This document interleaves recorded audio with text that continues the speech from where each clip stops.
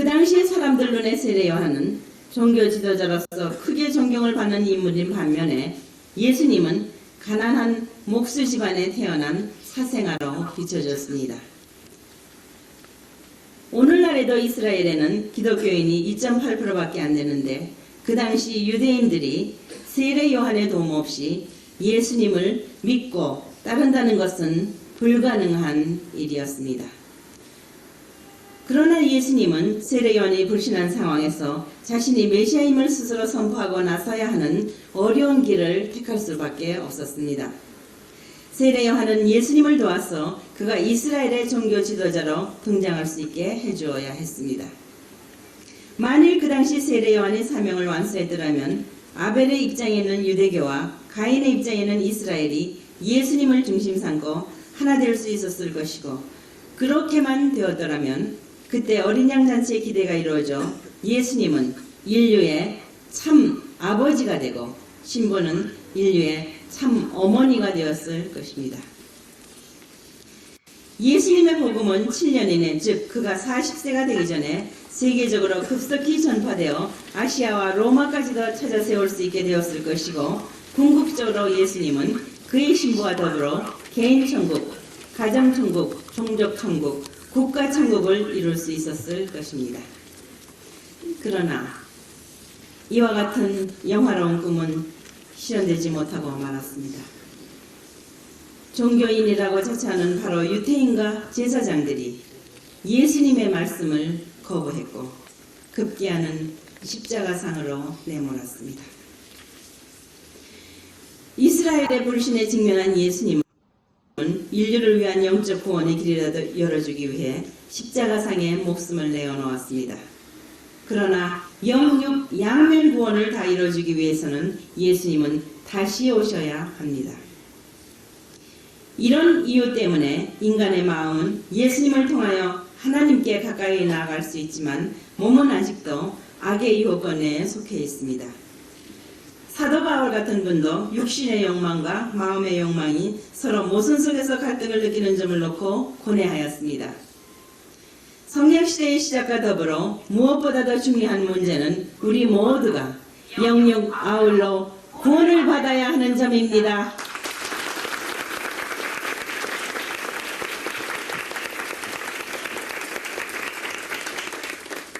예수님이 십자가상에 돌아가심으로 말미암아 좌익 우익 간의 투쟁이 시작되었습니다. 이것은 아담 가정의 타락으로 인하여 가인과 아벨이 갈라져 분립되어야 했던 것과 같은 것입니다. 또 기독교 회교가 출현하여 싸움을 벌이기도 했습니다.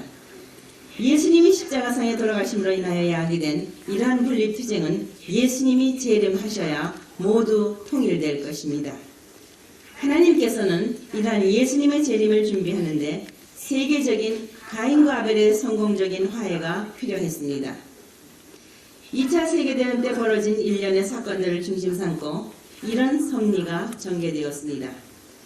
기독교권을 대표한 영국, 미국, 프랑스의 연합국들은 아벨의 위치에 서 있었고, 주축국인 독일, 일본, 이태리는 군국주의의 영향을 받아 가인의 위치에 서 있었습니다. 이 전쟁은 이처럼 세계적으로 확대된 가인과 아벨의 대결을 의미하는 것입니다. 연합국이 승리한 후 기독교를 중심 삼고 세계 평화를 구현하기 위한 대대적인 노력이 있었습니다. 당시 영국은 세계적인 해화국의 위치에, 그리고 프랑스와 미국은 각각 가인과 아벨국의 위치에 서서 함께 재림 주님을 맞이할 수 있는 준비를 완료한 상태에 있었습니다. 그러나 그와 같은 준비에도 불구하고 하나님의 섭리는 그 당시에 이루어지지 않고 말았습니다. 하늘을 대신하여 하나님의 말씀을 가지고 온 한 분이 있었으나 그분은 형언할 수 없는 핍박과 세계적인 모리애를 당하고 말았습니다. 2000년 전 예수님께서 당하셨던 입장과 꼭 같았습니다. 예수님 당시 이스라엘 민족이 하늘로부터 불수레를 타고 재림할 엘리야를 기다리고 있었던 것처럼 기독교인들은 재림 주님의 현현도 예수님 자신이 직접 하늘로부터 구름을 타고 강림하실 것으로 믿고 있었던 것입니다. 그러나 계시록을 보면 예수님께서는 제자 요한에게 당신이 새로운 이름을 갖고 오실 것이라고 하신 대목이 있습니다. 이것은 바로 엘리야가 세례 요한으로 현현한 것처럼 예수님도 재림 때에는 다른 사람의 모습으로 오실 것을 의미한 것이었습니다.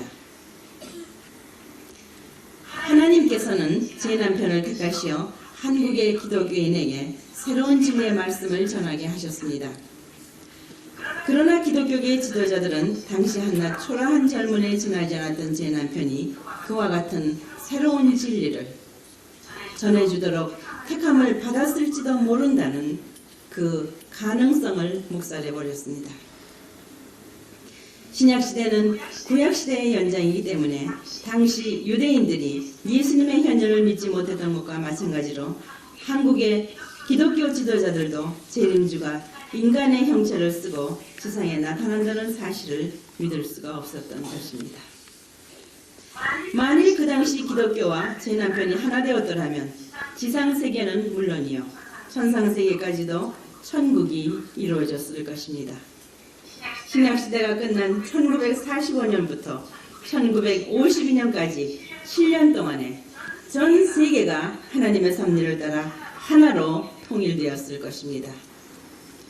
그러나 그 당시 종교 지도자들은 제 남편과 하나 되기는커녕 제 남편의 가르침을 알아보지도 않고 맹목적으로 질투하고 반대했습니다. 그뿐만 아니라 제 남편에 대한 음란과 탐욕의 루머를 날조하여 퍼뜨렸습니다.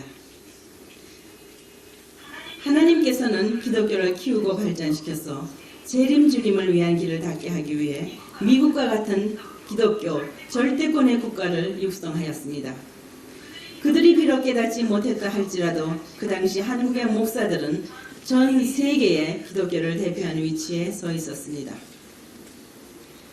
2차 대전 후 미국과 세계 기독교가 제 남편과 하나 되지 못했기 때문에 미국과 기독교는 그때부터 사양길에 접어들기 시작했고 도덕적 권위도 실추되기 시작했습니다.